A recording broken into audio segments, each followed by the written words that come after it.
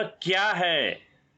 यदि आज के प्रचलित मतों में देखें तो जहां पर धर्म शब्द का इस्तेमाल किया जाता है तो हम कभी भी इस धर्म शब्द का अकेले इस्तेमाल नहीं देखते हैं। सदैव इसे किसी न किसी मत से जोड़कर देखा जाता है। और धर्म शब्द का सबसे विचित्र पहलू कि किन्हीं दो मतों या संप्रदायों द्वारा उपयोग किए गए धर्म शब्द की व्याख्या भी मेल नहीं खाती। जितने मत या संप्रदाय उतनी ही धर्म की व्याख्याएं। और यदि पाश्चात्य जगत में धर्म शब्द का अर्थ ढूंढे तो वहां इस शब्द का कोई एकल अनुवाद नहीं दिखाई देता है। तो धर्म शब्द के अर्थ को इतना भ्रमित कर दिया गया है कि कोई भी इसकी एक स्पष्ट व्याख्या नहीं मिल पाती है। वह ऐसा इसलिए होता है कि धर्म शब्द का अर्थ किसी विशेष मत या संप्रदाय के नजरिए से ही ढूंढा जाता है। मगर तथागत बुद्ध ने सदैव अपने संदेशों में धम्म शब्द का उपयोग किया। बुद्ध जब भी धम्म शब्द का उपयोग करते हैं तब वे उसके साथ कोई भी दूसरा शब्द नहीं जोड़ते हैं। केवल धम्म, केवल धम्म। धम्म शब्द भारतीय इतिहास के ज्ञात सबसे पुराने मिले लिपिबद्ध पुरातात्विक स्रोतों में पाया गया है।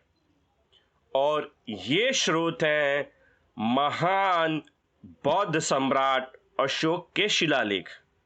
अशोक के शिलालेखों में धम्म शब्द का उल्लेख दिखाई देता है।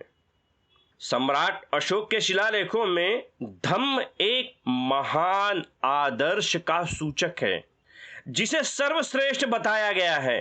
सबसे पहले धम्म का संदेश तथागत बुद्ध ने उत्तर प्रदेश के वाराणसी के सारनाथ में दिया था, जिसे धम्म चक्र पवत्तन भी कहा जाता है, जिसका अर्थ है मोशन ऑफ व्हील ऑफ धम्म। यानी बुद्ध के धम्म संदेश को जन जन तक पहुंचाना। सम्राट अशोक के कई प्रतीकों में धम्म चक्र पवत्तन का संदेश दिखाई देता है और इन्हीं में से एक है सारनाथ का अशोक स्तंभ। इसी अशोक स्तंभ में धम्म चक्र को बुद्ध के संदेशों का प्रतीक माना जाता है और यही अशोक चक्र हमारे भारत के राष्ट्रीय ध्वज की शोभा बढ़ा रहा है। यह धम्म चक्र बुद्ध के संदेशों का प्रतीक है तो हमारे राष्ट्र ध्वज में अशोक चक्र बुद्ध के संदेशों का प्रतीक है। तो अब आगे इसी धम्म शब्द का विस्तार करेंगे और समझेंगे कि क्यों तथागत बुद्ध ने इस शब्द को इतना महत्व दिया। पाली में धम्म और हिंदी में धर्म। धर्म शब्द का सामान्यतः अर्थ देखें तो जीवन के वे सत्कर्म जिन्हें धारण करना चाहिए या सत्य कर्मों या कुशल कर्मों का संकलन। मगर ये शब्द इतने सरल नहीं हैं या धम्म या वर्तमान समय में प्रचलित शब्द धर्म इतना सरल भी नहीं है। बुद्ध द्वारा धम्म का स्पष्टीकरण कई विषयों का संकलन करता है और धम्म व उनके विषयों पर बुद्ध गहरा अनुसंधान करते हैं और यथार्थ दर्शन सभी के लिए समान धम्म नियम की देशना करते हैं। बुद्ध के संदेशों में ब्रह्मांडीय नियमों की स्वीकारोक्ति देखी जाती है, यानी वे घटनाक्रम जिसमें स्पष्ट सटीकता होती है, त्रुटि की कोई गुंजाइश नहीं होती है। यह उत्पन्न हुआ है क्योंकि वह था इसलिए यह उत्पन्न हुआ है, यानी प्रतीत्य समुत्पाद। प्रतीत्य समुत्पाद एक ब्रह्मांडीय नियम है जो ब्रह्मांड के सभी विषयों पर लागू होता है। यह नियम स्पष्ट व्याख्या करता है कि कार्य उत्पन्न ही इसलिए होता है क्योंकि उसका कारण था। इसी प्रतीत्व समुत्पाद के नियम का अनुकरण हमने अभी तक के पहले वीडियो में उतु नियम, बीज नियम, चित्त नियम और कम्म नियम के संदर्भ में समझा। अब धम्म नियम के संदर्भ में समझेंगे कि धम्म एक ब्रह्मांडीय कानून है। जिस प्रकार से इस जगत में अन्य नियम काम करते हैं, ठीक वैसे ही धम्म नियम काम करता है। और तथागत बुद्ध के अनुसार केवल धम्म के सहारे ही जीवन को दुख मुक्त या सुखमय बनाया जा सकता है। और अपने इन्हीं अनुभवों का वर्णन करते हुए बुद्ध दिग् निकाय के महापरिनिब्बाण सूत्र में धम्म या धर्म के संदर्भ में कहते हैं कि बुद्ध ने महावन की उपस्थानशाला में भिक्षुओं को संबोधित करते हुए कहा कि मैंने स्वयं जानकर जो धर्म उपदिष्ट किया है उसे अच्छी तरह से सीखकर सेवन भावन संवर्धन करना, जिससे यह ब्रह्मचर्य चिरस्थायी हो, बहुत लोगों का हितकारक, बहुत लोगों का सुखकारक हो। तो बुद्ध धम्म उसे कहते हैं जो लोगों के जीवन में सुख उत्पन्न करे और वह चिरस्थायी हो। अब यहां पर फिर से प्रश्न उत्पन्न होता है कि सुख क्या है? क्या सुख का अर्थ मजा है? क्या इसे जॉय भी कहा जा सकता है? क्या यह एक मनोरंजन है या विलासता है? कई बार इस प्रकार के शब्दों का अर्थ फन या प्लेजर के अर्थ में लगाया जाता है। तो बुद्ध द्वारा परिभाषित सुख इन सभी अर्थों से परे है। अगर किसी को वास्तविक सुख पाना है तो उसे सबसे पहले दुख को समझना होगा। हमारे जीवन में घटे विभिन्न घटनाक्रम का विस्तृत परीक्षण करना होगा और पहले यह समझना होगा कि क्या हमारे जीवन में वास्तव में दुख है या नहीं। यह बड़ा गहरा प्रश्न है कि अपने जीवन के दुखों को पहचानना, उसे समझना, अपने जीवन के दुखों को बोध के स्तर पर स्वीकारना ही इस जीवन का परम सत्य है।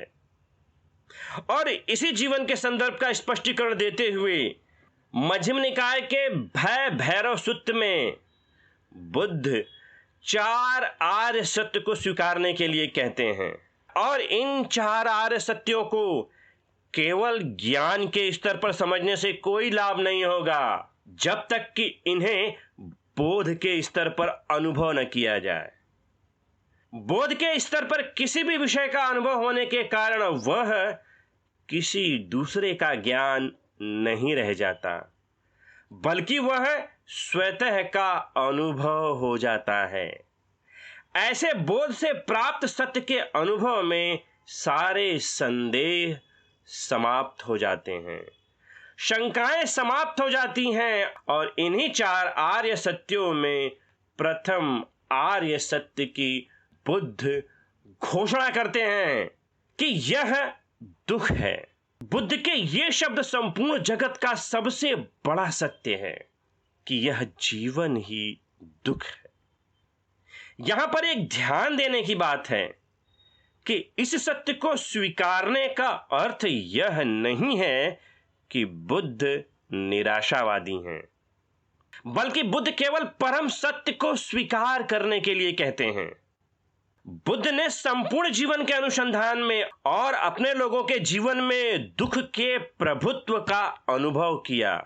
जिन लोगों को लगता है कि यह जीवन एक खुशियां है, यह उनका भ्रम है।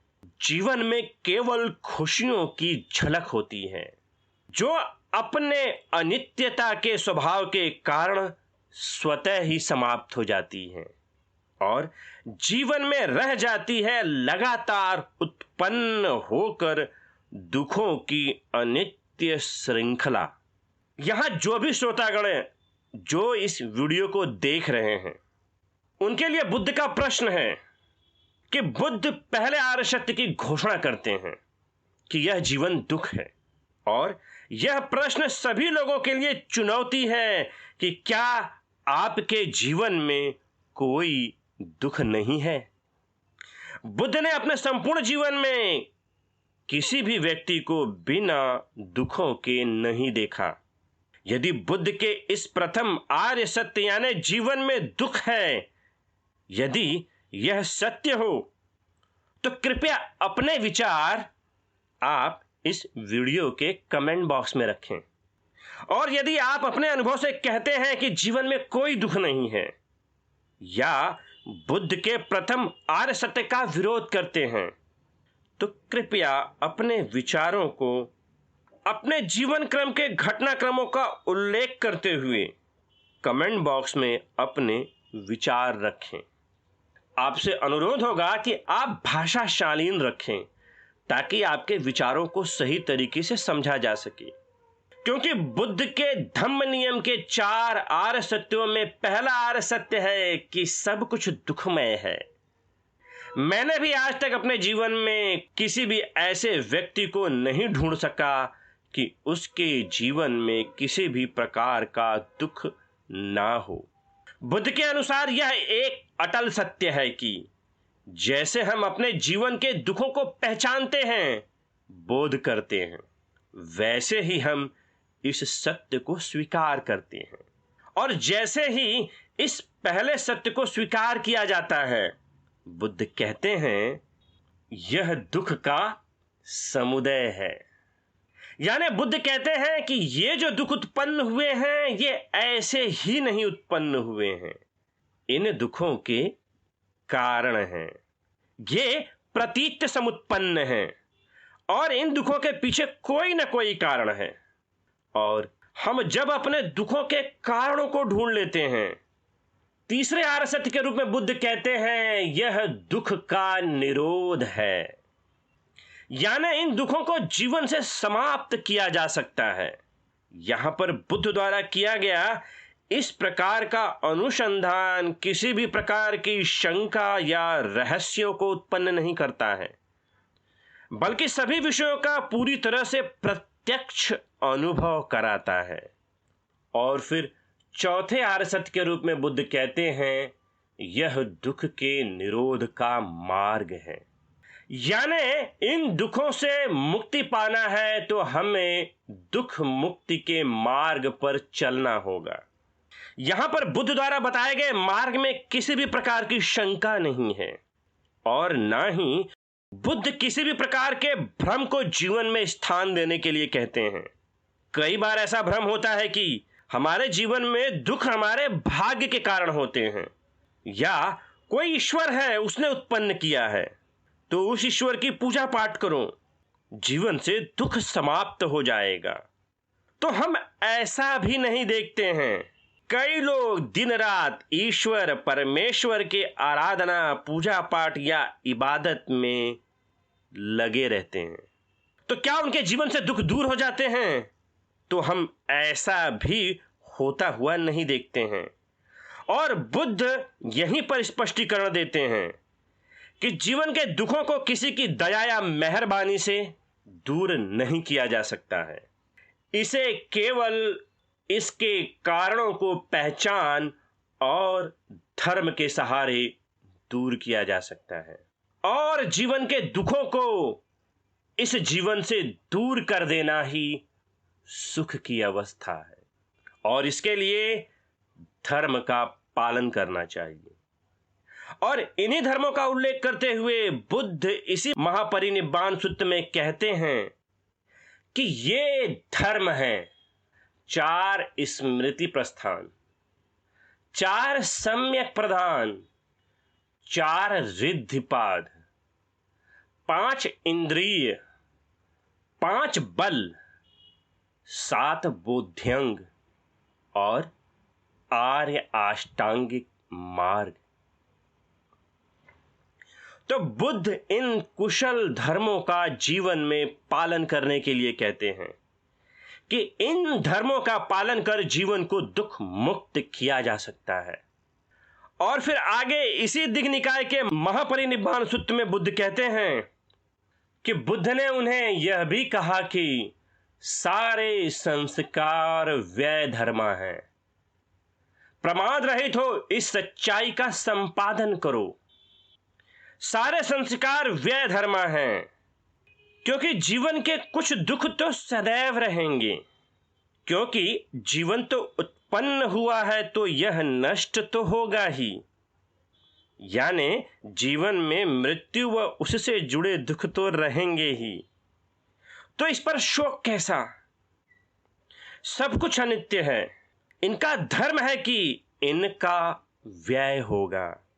ये नष्ट हो जाने वाले हैं, इसलिए अनित्यता के सत्य को स्वीकार करना चाहिए। यही धम्म नियम है। जो व्यक्ति या भिक्षु इस व्यय धर्मा सत्य का बोध कर लेता है, वह इस संपूर्ण ब्रह्मांड व मानव जीवन को पूरी तरह से परिभाषित कर लेता है। और यही बुद्ध का यथार्थ दर्शन है, सत्य का दर्शन है, वास्तविकता का दर्शन है। और इसीलिए बुद्ध को तथागत कहा जाता है। विषयों के वास्तविक रूप या अवस्थाओं को यथाभूत जानना, कोई शंका नहीं, कोई भ्रम नहीं, वास्तविकता को पाना। इसीलिए बुद्ध को तथागत कहा जाता है कि उन्होंने सभी विषयों या संस्कारों को जैसा है ठीक वैसा ही बोध कर लिया है। और बुद्ध की विशेषता है कि बुद्ध के धम्म का अनुभव स्वतः प्रमाणित है। इसे प्रमाणित करने के लिए किसी के दावे की आवश्यकता नहीं होती है। बुद्ध का धम्म नियम पूरी तरह से स्पष्ट है कि इनका पालन करते ही व्यक्ति अपने जीवन के दुखों से मुक्त होने लगता है। और यही दुखों से मुक्त होना, शांत हो जाना ही वास्तविक सुख है। और इसी व्यवहार का स्पष्टीकरण करते हुए बुद्ध दिग्ग निकाय के महासुदर्शन सूत्र में कहते हैं, सभी संस्कार अनित्य हैं, उत्पत्ति और क्षय स्वभाव वाले हैं। ये उत्पन्न होकर मिट जाते हैं, इनका शांत हो जाना ही सुख है। तो तथागत बुद्ध धम्म के मार्ग पर चलकर संस्कारों के स्वभाव को समझ इन्हें शांत कर लेना ही सुख का अनुभव है। तो बुद्ध इस प्रकार हुए शांति के सुख के मानव अभ्यासों की सर्वोत्तम अवस्था मानते हैं, जिसमें भिक्षु या साधक विमुक्त होकर इसी वर्तमान जीवन में विचरण करने लगता है। धन्यवाद।